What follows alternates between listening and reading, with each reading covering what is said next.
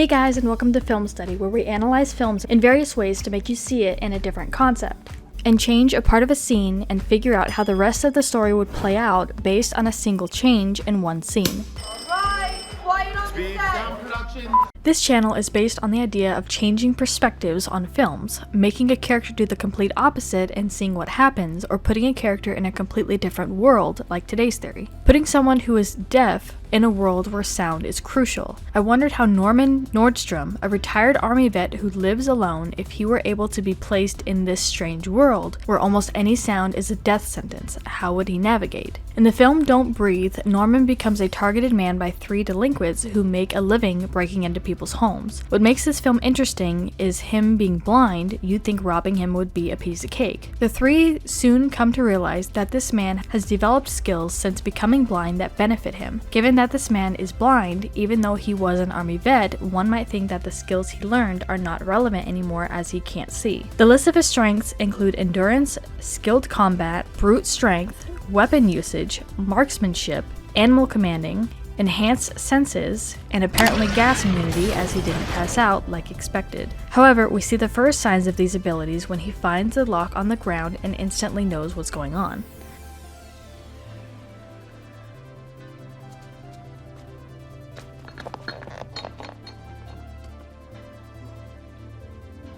Hearing the click of the gun, he uses this as a guide to where the gun is being held, and one of the intruders talking only helps him as he uses his voice to remember where the gun is during the entire moment. Afterwards, he uses a disarming handgun technique and pins him to the wall, even going as far as knowing there's more than one person in the house. Studies have proven that people who are blind, whether born or develop it later in life, ironically, it's the same in reverse. As per a study at the University of Sheffield, Dr. Charlotte Codina led the research and found that children born deaf are slower to react to objects in their peripheral vision compared to hearing children. However, deaf adolescents and adults who have been without hearing since birth can react to objects in their peripheral vision more quickly, and adults born deaf react more quickly to objects at the end of their visual field than hearing people. Even though Norman wasn't born blind, over time, the abilities he did still develop. The intent of that film is revenge on the 3 people who broke into his home. He uses his surroundings that he's familiar with to his advantage and borderline able to succeed. He cuts the lights off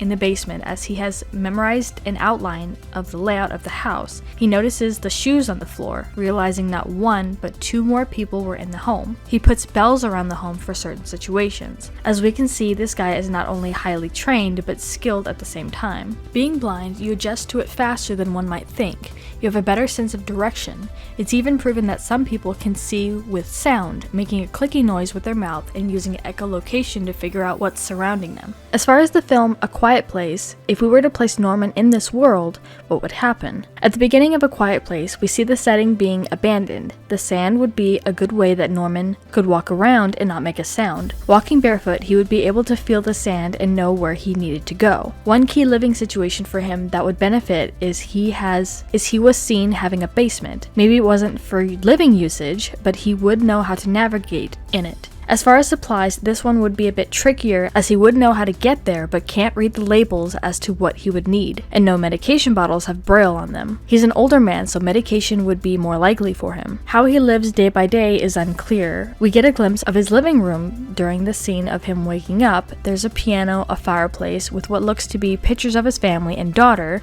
and no TV is seen. Being blind, you pretty much have your ears left for entertainment. Music, TV, however, he could use headphones on very low volume, as we've seen the mother use in A Quiet Place. But there are other things. He could have found books that are full braille or did some exercises, or maybe even gardening like what the family did. He could still feel the water on the soil and the plants when they start growing. I honestly believe he would be able to navigate this world just fine. We see a moment in the husband's office kind of area where written down is the creature's weaknesses, which we know is them also being blind and only seeing with sound. The beginning scene of the second installment showed us how these creatures came into this world. Given that Norman stays at his house, he would have had the advantage, being safe there, hearing it on the news and possibly taking precautions, and preparing just like he did with the 3 intruders by boarding up the doors, thinking ahead, and preventing escape for them. Now maybe a film like this wouldn't be as exciting, but it's interesting to look at how someone who is blind, how they would live in this kind of world, where the danger is sound. As we learned earlier, adults, no matter when they became blind, they didn't have to become blind at birth to develop a higher sense of sound. And it's not clear exactly when he became blind, but considering his age and how skilled he is at this time, it's safe to assume it's been at least a good few years. So at this point in our imaginary story, Norman would be in his home.